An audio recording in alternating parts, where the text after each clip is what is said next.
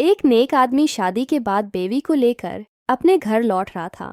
रास्ते में समंदर उबूर करना पड़ता था। आदमी ने एक किश्ती का इंतज़ाम किया और वह दोनों समंदर उबूर करने लगे। किश्ती बीच समंदर पहुंची ही थी कि समंदर में तूफान आ गया।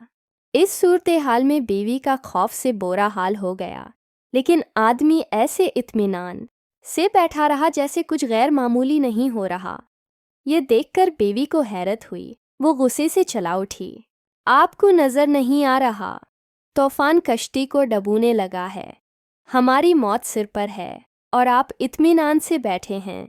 ये सुनते ही खावंद ने अपनी तलवार मयान से निकाली और बीवी की शाह रग पर रख दी।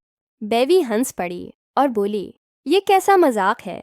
खावंद ने पूछा, क्या आप अभी मौत से खफजदा नहीं हो रही? क्या आपको से नहीं लग रहा कि मैं आपका गला काट दूंगा?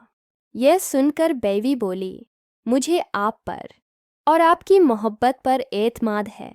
मुझे पता है आप मुझसे बेइंतहा मोहब्बत करते हैं और ये तलवार आपके हाथ में है तो मुझे कोई नुकसान नहीं पहुंचा सकती। ये सुनकर खाविंद बोला, जैसे आपको मेरी मोहब्बत पर एतमाद वैसे ही मुझे अल्लाह की मोहब्बत पर यकीन है और यह तूफान भी अल्लाह के हाथ में है।